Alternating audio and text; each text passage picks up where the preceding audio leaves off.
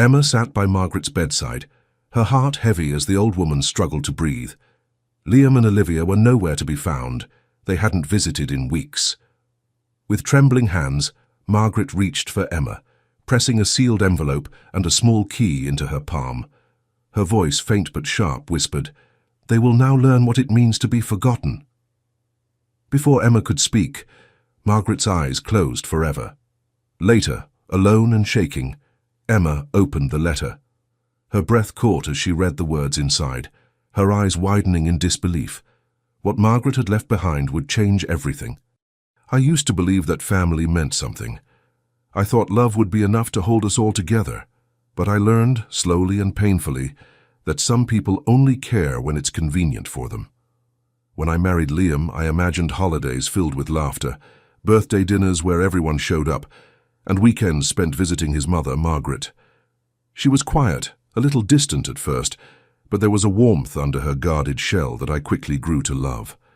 I started visiting her even when Liam wouldn't. At first I thought he was just busy with work, but over time his excuses piled up. "She'll be fine," he would say without even looking up from his phone. "She doesn't need me there every weekend. She's used to being on her own." I begged him more times than I can count. "She's your mother, Liam. She misses you." But he would just sigh, like I was asking for something unreasonable. "Emma, stop making me feel guilty," he'd snap. "I've got enough to deal with." I wanted to believe he'd change. I wanted to believe he cared.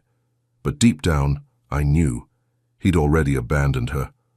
Olivia was worse. She'd show up only when she wanted something. A loan, a signature, a favor. She'd sit by her mother's side for 15 minutes, barely making eye contact, pretending to care, and then she'd vanish again until the next time she needed something. Margaret never complained, but I could see it, the way her eyes lingered on the door after Olivia left, the way her face would light up when I came by. Sometimes I was the only visitor she'd had in weeks. It broke my heart. There were times I thought about walking away. Why should I care when they didn't? Why should I be the one holding Margaret's hand, bringing her groceries, taking her to doctor's appointments? But then she'd smile at me, really smile, and I knew I couldn't leave her. I was there when her breathing grew heavy. I was there when her hands shook so badly she couldn't hold her own cup of tea. And I was there when Liam and Olivia stopped calling altogether. They always had reasons, always had better places to be. Liam was flying for work. Olivia had a big weekend planned with friends. I used to call and leave messages trying to get them to visit, but after a while I just stopped. I stopped expecting them to show up. And when Margaret's health finally began to fade for good, I was still the only one by her side. Now, sitting in the lawyer's office just days after her funeral, I can still feel the weight of that sealed envelope she pressed into my hand before she passed. I haven't told Liam or Olivia about it. Not yet. Something in Margaret's final words told me to hold on to it. For now. The room is too quiet as the lawyer, a stern man in thick glasses, begins reading Margaret's will. I watch Liam sitting stiffly, his jaw tight, pretending this is just a formality. Olivia is scrolling on her phone, barely listening. Part of me wonders if they even feel sad. Do they even know what they've lost? The lawyer clears his throat, pulling me back. Per Margaret Blake's final wishes, all her financial assets, properties and personal belongings are to be left to... He glances at the page and his voice hardens. Emma Blake. The words hang in the air like thunder. Liam's head snaps toward me. What? Olivia's phone slips from her hand and clatters to the floor. That's impossible. She's our mother. The lawyer doesn't flinch. Everything has been lawfully signed and witnessed. Margaret Blake has left her entire estate to Emma Blake. There are no assets left to either Liam Blake or Olivia Blake. Their faces twist in rage and confusion. Liam's voice trembles, but it's not from grief. It's from anger. She must have tricked her. This is some mistake. This isn't fair. Olivia's eyes blaze as she spits out, "You don't deserve a penny of it." But all I can hear are Margaret's final words echoing in my mind. They will now learn what it means to be forgotten. I open my purse and feel the edge of the envelope still tucked safely inside. My hands shake as I slide it out. I tear it open carefully, my heart pounding. As I unfold the letter, my breath catches. My eyes widen in shock at what Margaret has left behind. I sat in my car, the letter trembling in my hands. I'd read the address over and over again, but it still didn't feel real. It wasn't anywhere I recognized. A small, forgotten road on the edge of town, deep past the streets where the houses stopped and the trees took over. I had no idea Margaret even owned another property. Liam and Olivia were still yelling when I walked out of the lawyer's office. I didn't say a word to them. I didn't owe them anything. Not after what they'd done. They never asked about Margaret, they never cared. And now they were furious that I'd been left with everything. But what hurt the most was that I wasn't even sure they wanted her love. They only wanted what she had left behind. I followed the twisting roads until the houses faded away and the forest thickened around me. It was quiet, except for the soft hum of my tires on the gravel. As I turned down the final path listed in the letter, I nearly missed it. A narrow, overgrown driveway half hidden by bushes and wildflowers. I pulled in slowly, my heart beating faster with every turn of the wheel. And then I saw it. The cottage. It was small, tucked away in the trees like it had been waiting there for years. The paint was chipped, the windows dusty, but something about it felt peaceful, safe, like it had been Margaret's secret refuge. I stepped inside, the wooden door creaking softly. Dust floated in the beams of sunlight cutting through the windows. It smelled like time had stopped here. The furniture was simple, a cozy armchair, a faded rug, shelves lined with old books and knickknacks that must have meant something to her. And then I saw them, stacks of journals carefully placed on a small wooden table in the corner. I picked one up and flipped it open. Her handwriting was neat, delicate, but the words hit me like a punch to the chest. They stopped visiting, first Liam, then Olivia. I begged them to remember me, but they had already moved on. Emma is the only one who sees me. I sat down, reading for hours, flipping through journal after journal. The pages were filled with heartbreak. Margaret had written about birthdays spent alone, holidays where she waited by the window for her children to arrive, but they never did. She wrote about Liam's excuses, Olivia's coldness, the slow, painful way they disappeared from her life. But she also wrote about me. Emma brings me tea and listens to my stories. She makes me feel alive. She is more my daughter than anyone born from me. I have chosen her. Tears slid down my cheeks as I read those words. I had always wondered if I mattered to her, if she truly felt close to me, or if I was just there out of obligation. But she had seen me. She had loved me in a way Liam and Olivia never allowed themselves to love her. In one of the last journals she wrote, "They forgot me, they abandoned me, but Emma will remember." I wiped my tears and glanced around the room, feeling the weight of her trust, her sorrow, her final gift. That's when I noticed it. A small metal safe, tucked beneath the floorboards under the rug. I pulled it out, my hands shaking as I grabbed the key she had given me on her deathbed. My pulse thundered in my ears as I slid the key into the lock. It fit perfectly. For a moment I just stared at it. Part of me was afraid of what I might find inside. Was it money? More secrets? Something that would explain why she had gone to such lengths to leave everything to me. Slowly I turned the key until I heard a soft click. I took a deep breath and opened the safe. What I saw inside made me gasp. Inside the safe, neatly stacked bundles of cash glowed under the soft light pouring through the window. My breath hitched. I had expected maybe a few letters, maybe some old trinkets. But this was beyond anything I imagined. There were rows of velvet boxes filled with sparkling jewelry, rings, necklaces, and earrings, some so old they looked like family heirlooms. Tucked underneath them were carefully folded legal documents, each stamped and signed. I flipped through them with trembling fingers. One after another I saw that over the past several years, Margaret had been quietly transferring everything, her savings, her shares, her properties, into my name, bit by bit, as if she had been preparing for this day for a long, long time. My heart pounded. She had planned it all.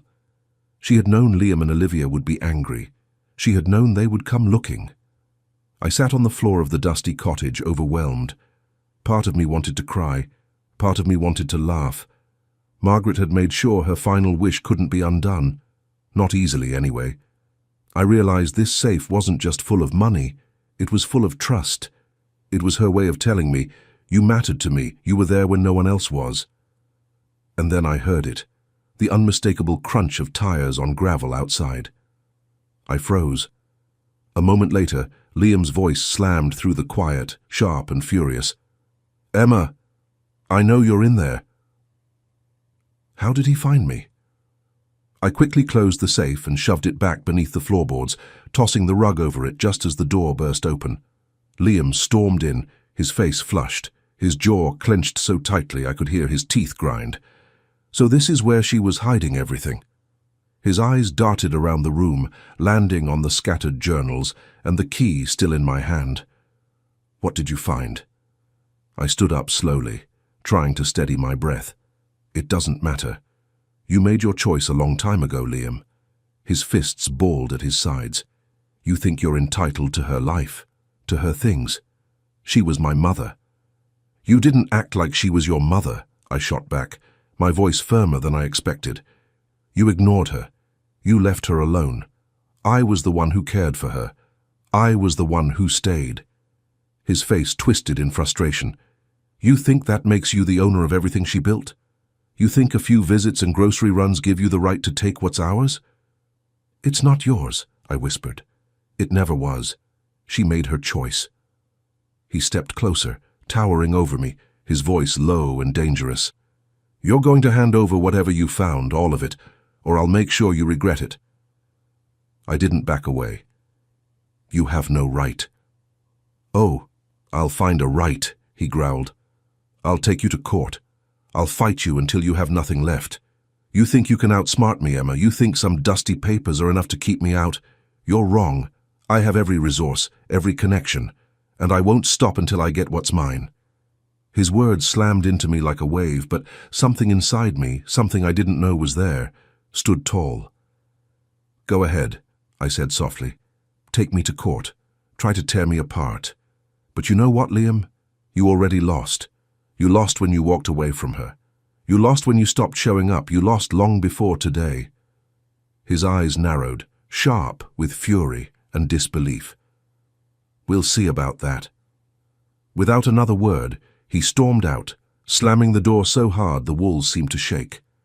I rushed to the window, my heart racing as I watched him speed away. I sank onto the couch, clutching the letter from Margaret in my hands. I wasn't sure if I had the strength to fight him in court. I wasn't sure what would happen next, but one thing was crystal clear. Liam wouldn't stop. He was coming for everything. And I would have to be ready. The legal papers arrived 3 days later, shoved into my mailbox like a cruel surprise. Liam wasn't bluffing. He and Olivia were suing me, claiming I manipulated Margaret, that I coerced her into changing her will, that I isolated her from her family. They called me a thief. They painted me as a liar. And somehow people believed them. It spread fast, faster than I thought possible. Friends I'd known for years began to distance themselves. They stopped returning my calls. Some crossed the street when they saw me coming, pretending not to notice me.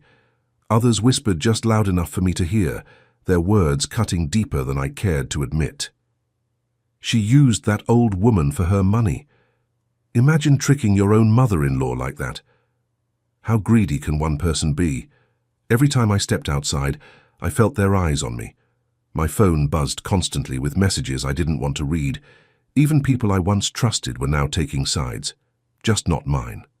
I wasn't just fighting Liam and Olivia. I was fighting the story they were telling about me. And worst of all, Liam was relentless. His lawyers hounded me with letters and court filings.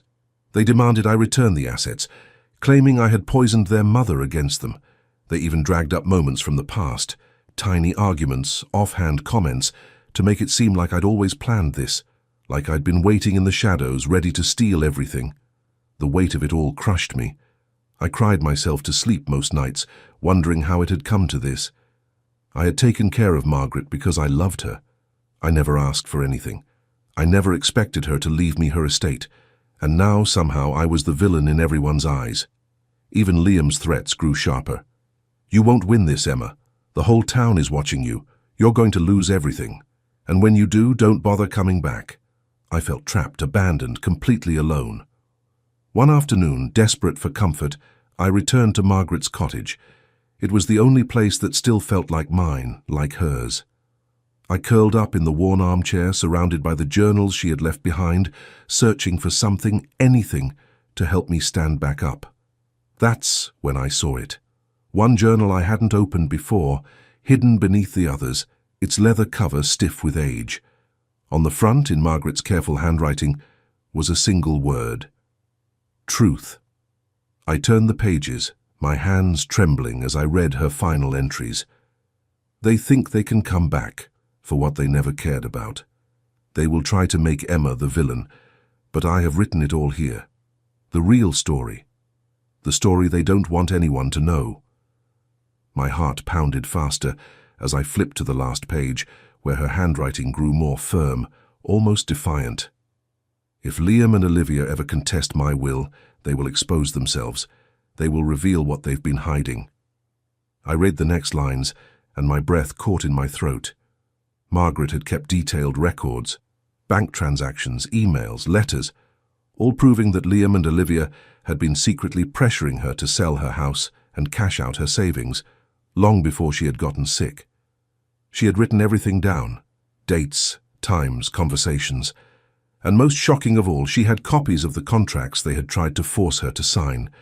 They wanted her money, even then. They had planned to send her to a care facility just to empty her accounts. Margaret hadn't just left me her estate, she had left me the evidence. I clutched the journal to my chest, my tears falling freely now, not from sadness but from relief. They didn't know I had this.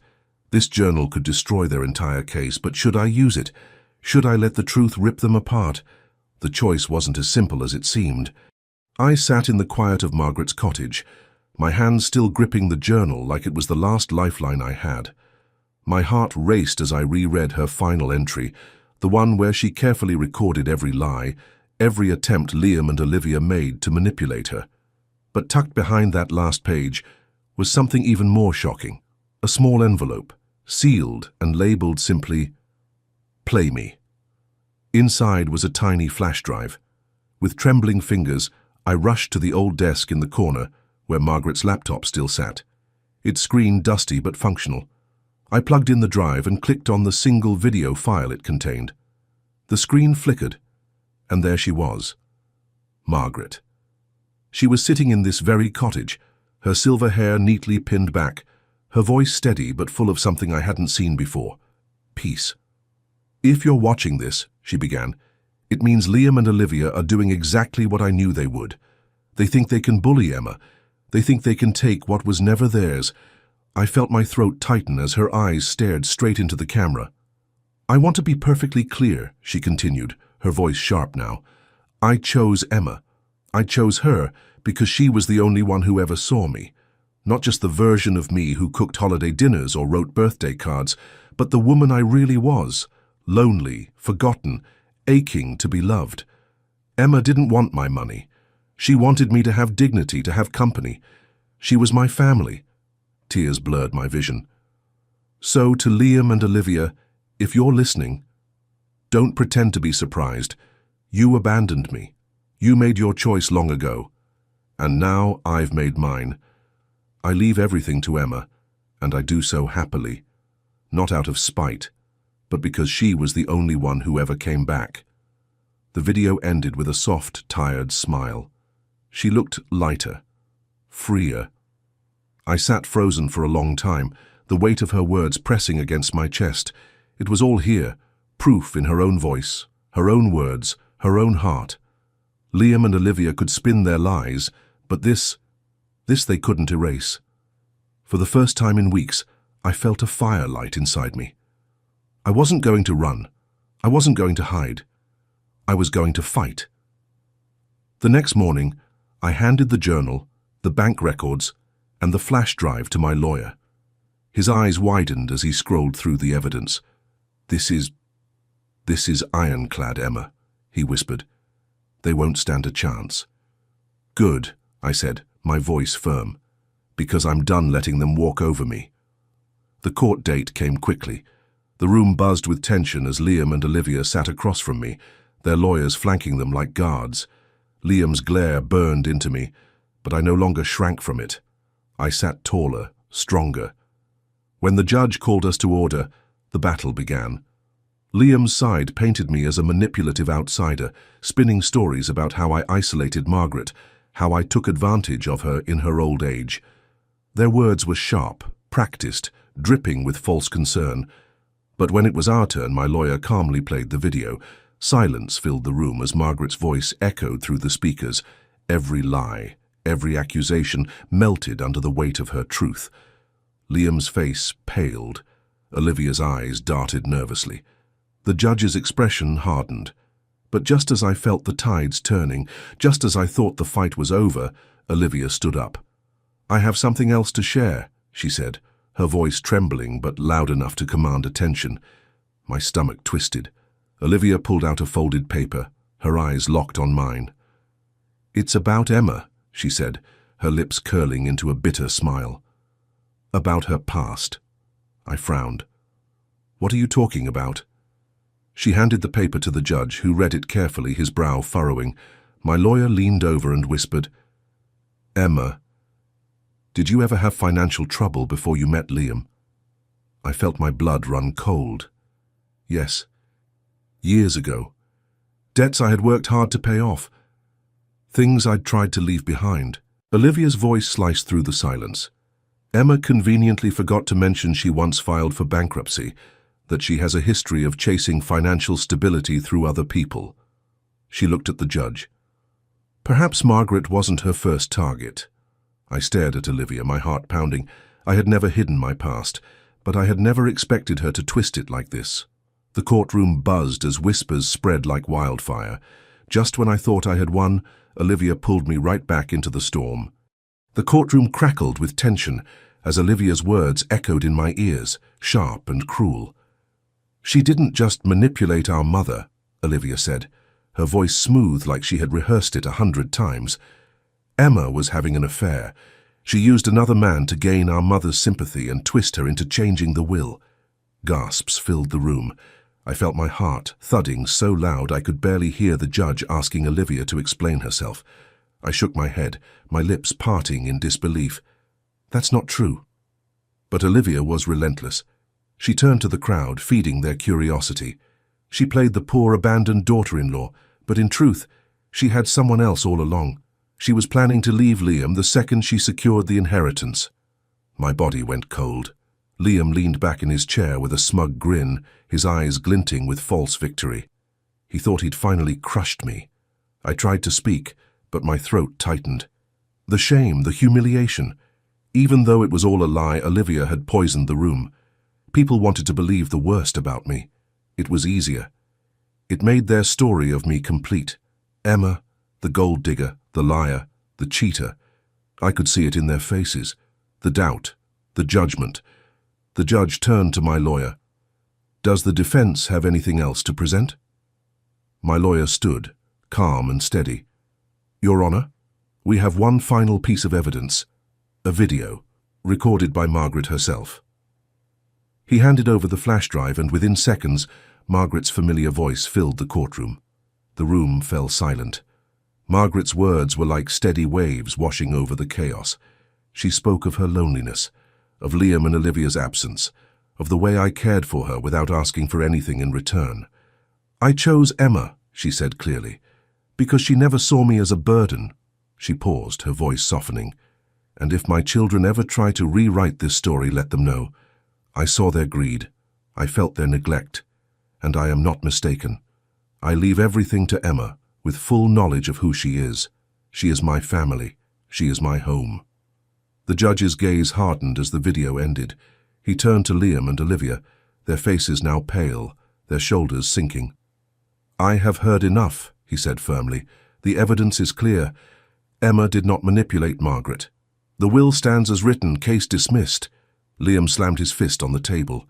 Olivia's mouth hung open in disbelief. I should have felt triumphant, but all I felt was a quiet sadness. This fight had torn apart what little remained of our family, but maybe it had never been whole to begin with. Liam pushed past me as he stormed out of the courtroom. "You think you've won?" he hissed. "You'll regret this." Olivia glared at me, but followed him without another word. I stood in the center of the courtroom as people slowly trickled out, their whispers still following me, but I didn't care about them anymore. When the reporters crowded around me outside, asking what I would do with Margaret's fortune, I answered honestly. "I'm cutting all ties with Liam and Olivia," I said, my voice steady. "I won't spend another second of my life chasing people who were never really family." The cameras flashed as they asked the question they were all waiting for. "What will you do with the inheritance?" I smiled, a soft, quiet smile Margaret would have been proud of. "I'm giving it away." They gasped. "All of it?" "Yes," I said firmly. "Margaret's story isn't just about money, it's about being seen, about being cared for. I'm starting something in her name, Haven House, a home for the elderly who've been forgotten by their families, just like she was." The reporters kept shouting questions, but I walked away not needing to hear them. For the first time, I felt free. Free from Liam, free from Olivia, free from the bitterness they tried to bury me in. But as I reached my car, a quiet thought slipped into my mind. What if they weren't done? What if Liam and Olivia weren't going to let this go? I poured every last cent of Margaret's inheritance into something I knew would make her proud. Margaret's Haven. It wasn't just a building. It was a home. A warm, open place where the elderly, forgotten by their own families, could come and feel seen, heard and loved. No one would sit alone here. No one would fade into the background like Margaret once had. I watched as the walls filled with laughter, as strangers became friends, as forgotten people found family again. The rooms buzzed with card games, knitting circles and quiet conversations over hot tea. The garden bloomed, and so did the people inside. Each day, I met someone who reminded me of Margaret, the woman who had been written off by her own children, who died in my arms not because I was her daughter by blood, but because I was the only one who stayed. For the first time in years, I felt light.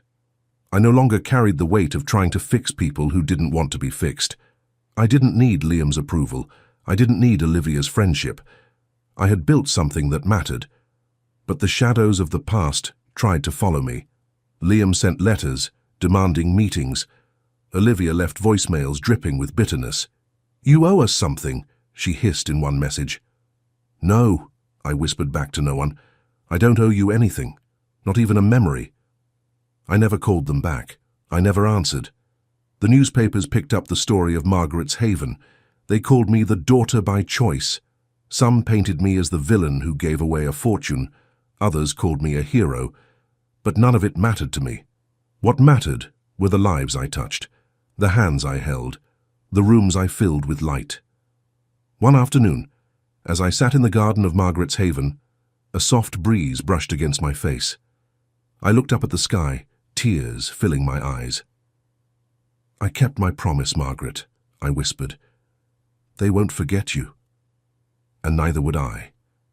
I had created a place where the forgotten became the celebrated, where no one had to die alone. Margaret had always said people chase the wrong things, money, power, control, but what they really want is to be remembered, to be loved. I finally understood. As weeks turned into months, Margaret's Haven grew. Volunteers came, strangers donated, families reunited. And I built something more than a center. I built a family. The people who filled these halls saw me. They didn't care about my past. They didn't care about the lies Olivia told or the mistakes I'd made years ago. They cared about the woman in front of them, the woman who stayed. I walked through those halls every day with my head high, not as the woman Liam abandoned, not as the outsider Olivia tried to destroy, but as Emma, whole, free. I never saw Liam or Olivia again. I didn't need to. They were left with nothing, not my money, not my time, not even my memory. In the end, it wasn't the inheritance they lost. It was me. And I. I finally walked away, not just from them, but from the girl who once begged to be seen. I didn't need them anymore. I was finally home. I was finally free. If this story touched your heart, if you believe like Emma that family isn't always about blood but about who truly stands by you, Don't forget to like, share, and subscribe to the channel. Share this story with someone who needs to be reminded that we can choose our family and we can build something beautiful from pain. Hit the notification bell so you won't miss more powerful stories like this, stories about love, betrayal, and finding freedom in the most unexpected places. Because sometimes, like Emma, walking away is where the real story begins.